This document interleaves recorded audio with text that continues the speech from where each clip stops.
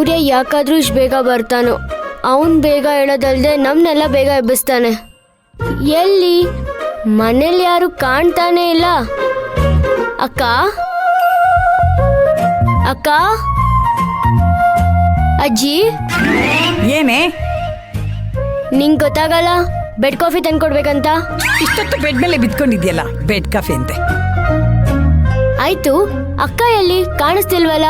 ರೂಮಲ್ಲೂ ಇಲ್ಲ, ಇಲ್ಲಿ ಎಲ್ಲೂ ಇಲ್ಲ. ನಿಮ್ಮ ಅಕ್ಕಂಗೆ ಹುಷಾರಿಲ್ಲ, ನಿಮ್ಮಪ್ಪ ಆಸ್ಪತ್ರೆ ಕರ್ಕೊಂಡು ಹೋಗಿದ್ದಾರೆ ಕಣೆ. ಏನಜ್ಜಿ ನೀನ್ ಹೇಳ್ತಾ ಇರೋದು? ಜಾನ್ವಿ ನಿನ್ ಪಕ್ಕದಲ್ಲೇ ತಾನೇ ಮಲ್ಕೊಂಡಿದ್ದು. ಅವಳಿಗೆ ರಾತ್ರಿ ಎಲ್ಲ ಜ್ವರ ಬಂದು ನಡುಗ್ತಾ ಮಲಗಿದ್ದಾಳೆ.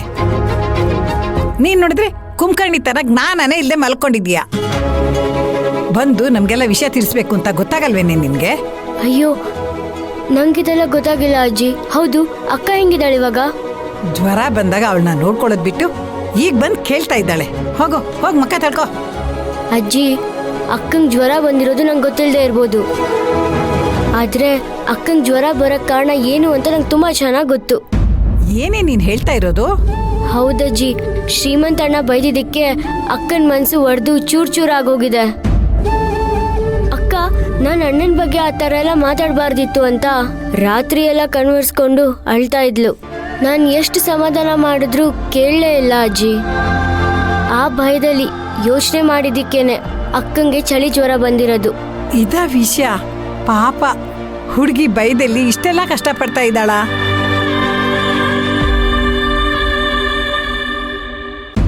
ಅಜ್ಜಿ, ಅಪ್ಪ ಬಂದ್ರು, ಅಕ್ಕ ಬಂದ್ಲು.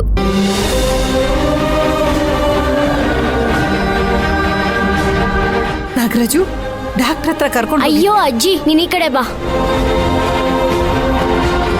ಅಯ್ಯಯ್ಯೋ ಅಜ್ಜಿ, ಜ್ವರ ಇನ್ನು ಕಡಿಮೆನೇ ಆಗಿಲ್ಲ. ಹೌದೇನೆ? ಹೌದಲ್ವೋ ನಾಗರಾಜು? ಡಾಕ್ಟರ್ ಏನ್ ಹೇಳಿದ್ರು? ಜ್ವರ ಕಮ್ಮಿ ಆಗುತ್ತಮ್ಮ. ಒಂದು ನಿಮಿಷ ನಾನು ಹೇಳ್ತೀನಿ. ವಿಭಾ, ಜಾನ್ವಿನ್ ಕರ್ಕೊಂಡು ಹೋಗು. ಸರಿ ಅಜ್ಜಿ. ತಗೋ ಈ ಔಷಧಿ. ಅಕ್ಕ ಬಾ. ಮೆತ್ತಗಮ್ಮ, ಹುಷಾರು.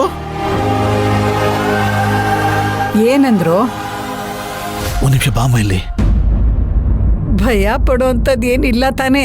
ಅಮ್ಮ, ವಿಷಯ ಭಯ ಪಡೋವಂಥದ್ದೇ. ಮೊದಲು ಜಾನ್ವಿನ ನಮ್ಮ ಏರಿಯಾದಲ್ಲಿರೋ ಪ್ರೈವೇಟ್ ನರ್ಸಿಂಗ್ ಹೋಮಿಗೆ ಕರ್ಕೊಂಡು ಹೋಗಿದ್ದೆ ಅಮ್ಮ. ಡಾಕ್ಟರ್ ಚೆಕಪ್ ಮಾಡಿ ಡೆಂಗ್ಯೂ ಫೀವರ್ ಆಗಿರ್ಬೋದು ಅಂತ ಹೇಳಿದ್ರು. ಎಕ್ಸ್ರೇ ಮಾಡಬೇಕು, ಸ್ಕ್ಯಾನ್ ಎಲ್ಲ ಮಾಡಿಸ್ಬೇಕು ಅಂತ ಹೇಳಿದ್ರು. ಅದಕ್ಕೆ 20,000-30,000 ಖರ್ಚಾಗುತ್ತೆ ಅಂತಾನೂ ಹೇಳಿದ್ರು. ಅದಕ್ಕೆ ನಾನು ಮನೆಗೆ ಹೋಗಿ ಬರ್ತೀನಿ ಅಂತ ಹೇಳಿ ಜಾನ್ವಿನ ಕರ್ಕೊಂಡು ನಮ್ಮ ಮಾಮೂಲಿ ಕ್ಲಿನಿಕ್ಕಿಗೆ ಹೋದೆ. ಅವ್ರು ಇಂಜೆಕ್ಷನ್ ಕೊಟ್ಟು ಮಾತ್ರೆ ಕೊಟ್ಟು ಕಳಿಸಿದ್ದಾರೆ. ಇಷ್ಟಕ್ಕೆ 1,000 ರೂಪಾಯಿ ಖರ್ಚಾಯ್ತಮ್ಮ. ಹೋಗ್ಲಿ ಬಿಡೋ, ಸದ್ಯಕ್ಕೆ ಜ್ವರ ಕಮ್ಮಿ ಆದ್ರೆ ಅಷ್ಟೇ ಸಾಕು.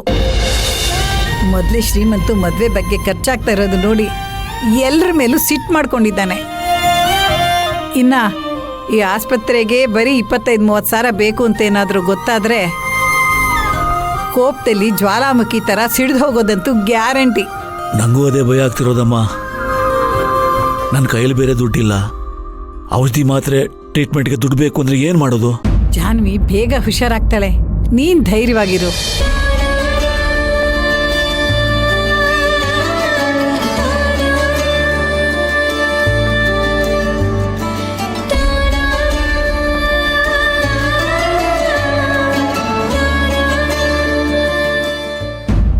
ಭಾಮ,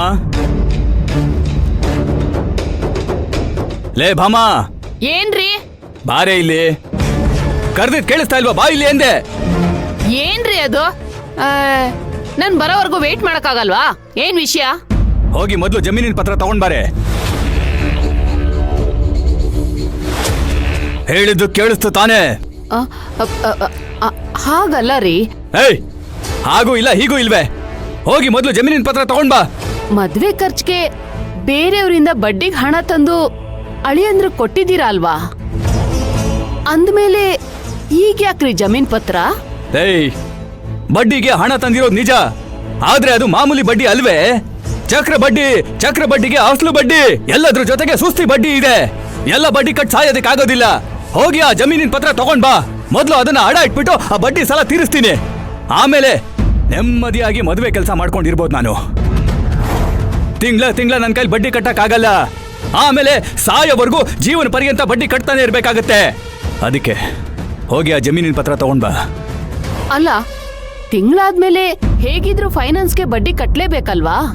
ಈ ತಿಂಗಳು ಹಾಗೆ ಇರ್ಲಿ ಬಿಡಿ, ಮುಂದಿನ ತಿಂಗಳು ನಾನ್ ನಿಮ್ಗೆ ಜಮೀನ್ ಪತ್ರ ಕೊಡ್ತೀನಿ. ಆ ಗಾಡ ಇಟ್ಟು ಅಸ್ಲು ಬಡ್ಡಿ 2 ತೀರಿಸ್ಬಿಡಿ. ಹೇಗಿದೆ ನನ್ನ ಉಪಾಯ? ಏಯ್, ನಿನ್ನ ಹತ್ರ ನಾನು ಉಪಾಯ ಕೇಳ್ತಾ ಇಲ್ವೇ? ಹೋಗ್ ಜಮೀನಿನ ಪತ್ರ ತಗೊಂಡ್ ಬಾ ಅಂತ ಹೇಳ್ತಾ ಇರೋದು ನಾನು. ಏನೇ ಹಾಗೆ ನೋಡ್ತಾ ಇದ್ಯಾ? ಹೋಗ್ ತರ್ತೀಯ ಇಲ್ವಾ ಈಗ? ನೋಡೇ, ಬೇಕಾದ್ರೆ ಬಡ್ಡಿ ತಿನ್ನೋ ಫೈನಾನ್ಸರ್ ಬೇಕಾದ್ರೆ ನಾನು ನಂಬ್ತೀನಿ, ಆದ್ರೆ ನಿನ್ನ ಮಾತ್ರ ನಾನು ನಂಬೋದಿಲ್ವೇ? ಅಪ್ಪ, ಏನಾಯ್ತು? ನೋಡಮ್ಮ, ನೋಡ್ದ್ಯಾ ಈ ಬಾಮನ್ನ? ಜಮೀನಿನ ಪತ್ರ ಕೊಡೆ, ಅದನ್ನ ತಗೊಂಡಾಗ ಅಡ ಇಟ್ಬಿಟ್ಟು ಅಸ್ಲು ಬಡ್ಡಿ ಎಲ್ಲ ತೀರಿಸ್ತೀನಿ ಅಂತಂದ್ರೆ ದಿನ ಒಂದೊಂದು ನೆಪ ಹೇಳ್ತಾ ಇದ್ದಾಳೆ. ಅಲ್ಲಮ್ಮ, ಇವಳು ಹೇಳ್ದಂಗೆ ಕೇಳ್ಕೊಂಡು ಬಿದ್ದಿರಾಕ ನಾವೆಲ್ಲ ಇಲ್ಲಿರೋದು. ಹೇಳು. ನೋಡೆ ಸಪ್ತಮಿ, ನೋಡು ನಿಮ್ಮ ಅಪ್ಪನ. ಅವಶ್ಯಕತೆ ಇತ್ತು ಅಂತ ಫೈನಾನ್ಸ್ ಅಲ್ಲಿ ಬಡ್ಡಿಗೆ ಹಣ ತಂದಿದಾರಲ್ವಾ, ಅದಕ್ಕೆ ಹೇಗೂ ಈ ತಿಂಗಳು ಬಡ್ಡಿ ಕಟ್ತಾರೆ. ಈಗ ಜಮೀನ್ ಪತ್ರ ತಗೊಂಡ್ ಹೋಗಿ ಅಡ ಇಟ್ರೆ ಅದಕ್ಕೂ ಬಡ್ಡಿ ಕಟ್ಬೇಕು. ಎರಡೆರಡು ಕಡೆ ಯಾಕೆ ಬಡ್ಡಿ ಕಟ್ಬೇಕು? ಆರಾಮಾಗಿ ಅಡ ಇಟ್ಟು ಅಸ್ಲು ತೀರ್ಸಿ ಅಂದ್ರೆ ನಿಮ್ಮಪ್ಪ ಕೇಳ್ತಾನೆ ಇಲ್ಲ.